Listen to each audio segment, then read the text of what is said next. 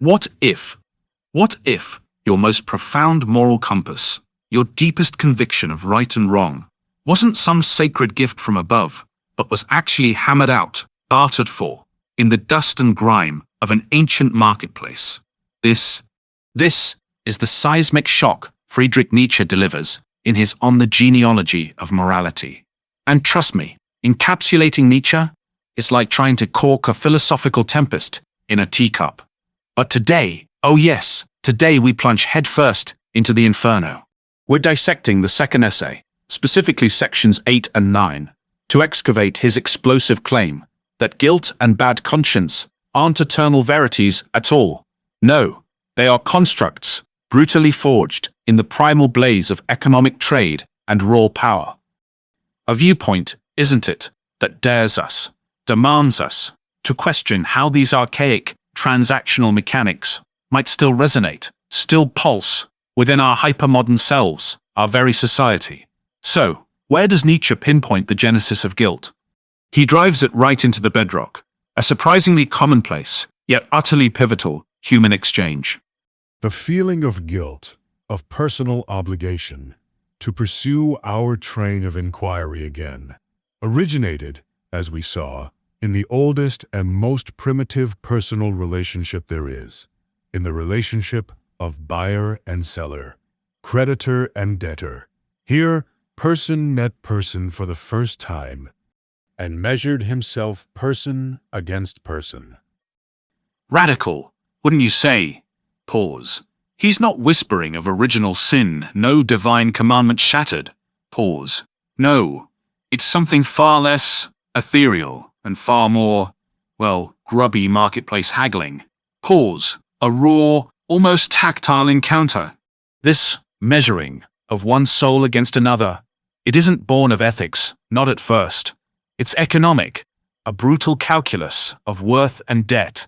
Just imagine the fallout. If our very sense of personal obligation springs from this soil, what does that reveal about the foundations, the very bedrock of our social bonds? And Nietzsche? He doesn't stop there. He drills down into the cognitive shockwaves of this primal barter. Fixing prices, setting values, working out equivalents, exchanging. This preoccupied man's first thoughts to such a degree that in a certain sense it constitutes thought. It constitutes thought. Let that sink in. This is monumental. He's not just hinting. He's asserting that the very scaffolding of human reason, our magnificent ability to abstract, to calculate, was hammered into shape by the brutal, everyday needs of these early exchanges. A rather potent notion, wouldn't you say?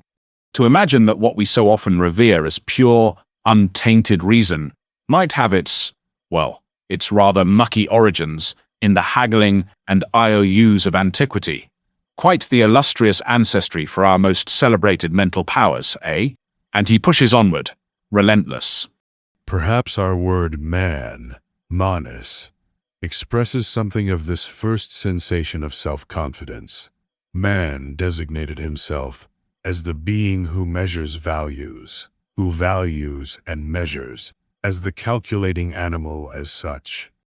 The calculating animal, left parenthesis, and parenthetically, isn't it always electric when Nietzsche wields etymology like a surgeon's scalpel? Agree with his conclusions or not, it undeniably jolts the mind. Right parenthesis. This very term, as stark as it sounds, crystallizes Nietzsche's vision. A kind of raw, foundational utilitarianism, beating at the core of how humanity first saw itself. This isn't merely about buying and selling. Oh no. It's about an identity, an entire self-concept, welded together in the very furnace of valuation. Now, take a breath, because here's where we leap. If humanity first christened itself the calculating animal, how does this ancient genetic code ripple through our world today? Think. Ponder the relentless, pervasive logic of datification, where every click, every fleeting preference, every social nod is meticulously quantified, measured, and slapped with a value. Are we not, in some terrifyingly new, technologically supercharged fashion, simply fulfilling this ancient destiny, beings doomed to perpetually measure and be measured? And I'll be frank, There are moments, staring at my own screen time confessions, when I can't help but think Nietzsche struck a profoundly deep, if deeply unsettling chord. This isn't just some shallow parallel to our social media scorecards, understand? This digs deeper. It's about a fundamental episteme, an entire framework for knowing, for being, where calculability has seized the throne, becoming the supreme ruler of how we grasp reality itself. From those intimate well-being apps on our phones, to the colossal, impersonal tides of global finance, the price of everything, once perhaps a novel concept, now feels like the very air we breathe, the default programming of our modern lives.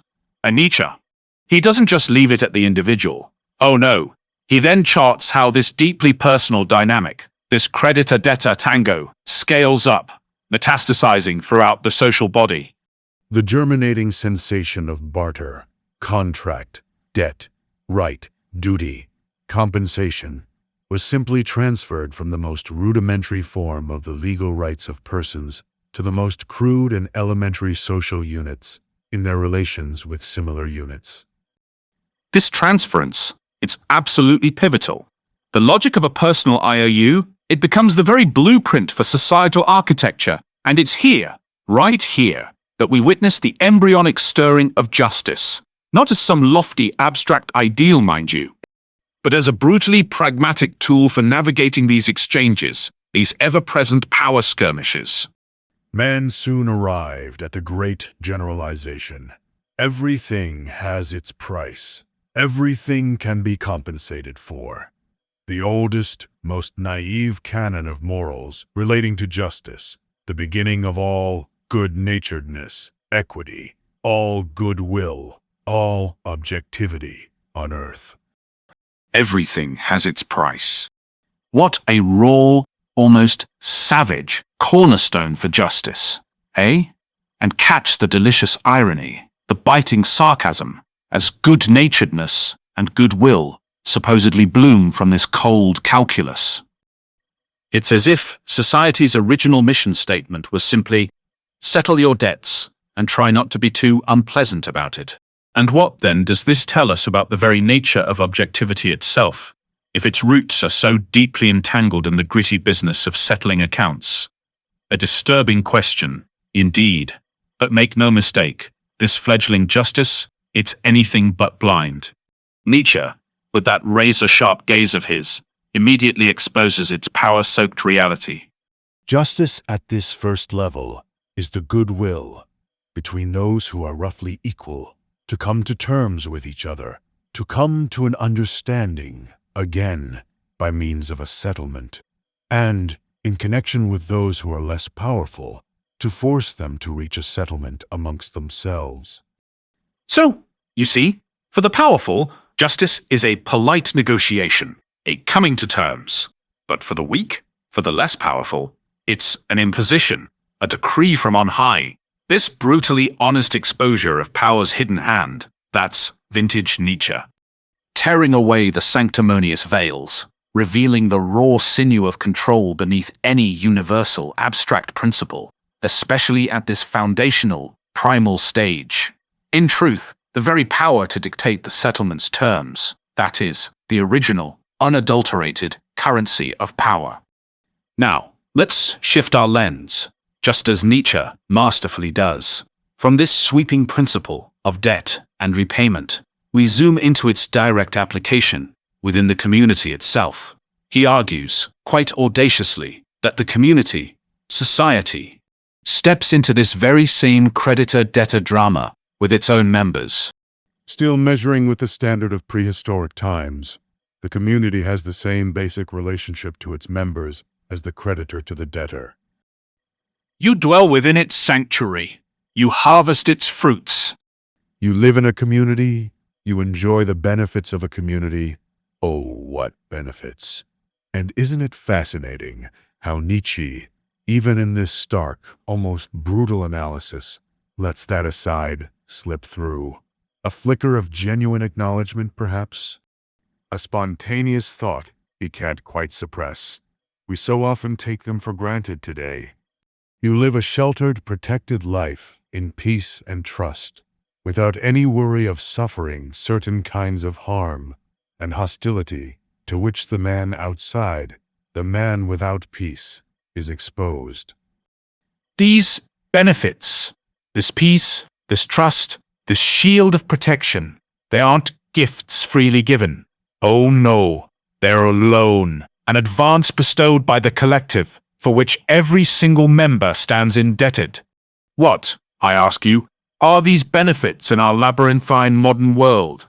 And what are the unspoken pledges, the silent vows we make in return? Is it merely a grudging obedience to law? Or something far deeper, a commitment to participate, to contribute, perhaps even to believe? And what if that debt goes unpaid? What if that sacred contract is shattered? What happens if you do not? The community, the cheated creditor, will make you pay up as best it can. You can be sure of that. Not exactly a bedtime story to lull you to sleep, is it? More like the chillingly fine print buried deep within society's terms and conditions. The language, it's brutal. Cheated creditor. The lawbreaker isn't some mere offender against a lofty moral ideal. No, they are a defaulter, a deadbeat on society's loan. The lawbreaker is a debtor who not only fails to repay the benefits and advances granted to him, but also actually assaults the creditor. So, from now on, as is fair, he is not only deprived of all these valued benefits, he is now also reminded how important these benefits are. Punishment, then, isn't just about an eye for the deed itself. It's a violent, forceful repossession by the creditor, the community. A brutal lesson, a stark reminder of just how precious that communal loan truly is. The transgressor is expelled, hurled back into that savage and outlawed state.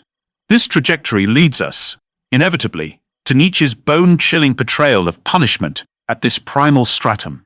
Punishment at this level of civilization is simply a copy, a mimus, of normal behavior towards a hated, disarmed enemy who has been defeated, and who has not only forfeited all rights and safeguards, but all mercy as well. Oh. A mimus, a mimicry, an imitation. Left parenthesis, and isn't it just captivating how this notion of mimesis, of mimesis, reverberates through the grand corridors of Western philosophy, left parenthesis, and isn't it just captivating how this notion of mimes, reverberates through the grand corridors of Western philosophy, left parenthesis, and from Plato's dialogues to Guillard's theories, left parenthesis, and though Nietzsche naturally brandishes it here with his own distinct, rather terrifying spin, right parenthesis, and though Nietzsche naturally brandishes it here with his own distinct, rather terrifying spin. This is an insight that truly shakes you to the core. Punishment, in its most nascent form, has nothing to do with moral re-education or rehabilitation. It is an act of pure social warfare, the community treating its own transgressor like a vanquished foe. Think of that ancient, terrible cry, Vae victis, woe to the conquered. That, Nietzsche thunders, is the spirit that breathes life into these earliest forms of punitive justice. And now, another colossal leap for us to ponder. Consider this meanness of war, this echo of battle, in the grand theatre of modern state power. Oh, certainly, our legal edifices are far more polished, more sophisticated, or so we tell ourselves. But can we truly say we don't catch glimpses, chilling echoes, of this brutal logic today? In the notion, for instance, of the enemy combatant, suddenly stripped bare of conventional legal armor, or, to cast the net wider, in the subtle, insidious ways certain groups can be branded outlaw, pushed effectively beyond the pale of the community's full embrace, subjected to veiled forms of social or economic banishment. This isn't to crudely equate every punitive act with open warfare, not at all.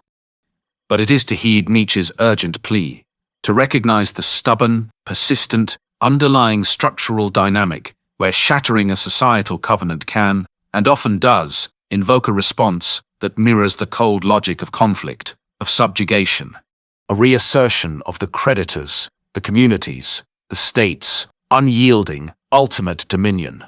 The rules of war, he powerfully concludes, are the grim architects.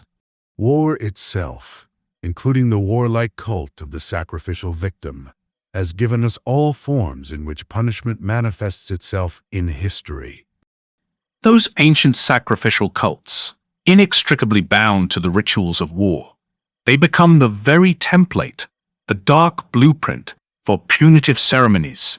This unholy trinity of sacrifice, war, and punishment, it throws open vast, unsettling questions for anthropology, for sociology, about the often violent, symbolic blood price societies exact to maintain their fragile cohesion. So, we've journeyed with Nietzsche as he ruthlessly dismantles our cherished traditional fortresses of guilt and justice.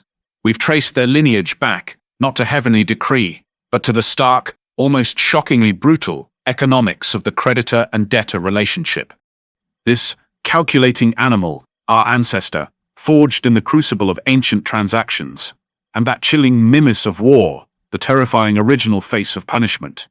These ideas, they compel us, don't they, to stare unflinchingly at the raw, unvarnished power dynamics throbbing beneath the surface of our moral language. But what happens, and this is crucial, what happens as societies mature, as they swell in power and complexity? Next time, and you won't want to miss this, we plunge deeper still into the second essay. We'll be navigating sections 10 and 11, where Nietzsche unveils his electrifying account of how justice itself might just begin to transform, how it might even sublimate into mercy. And, critically, we will witness him demolish, absolutely demolish, the notion that justice springs from that very resentment he so famously dissected. The stage is set,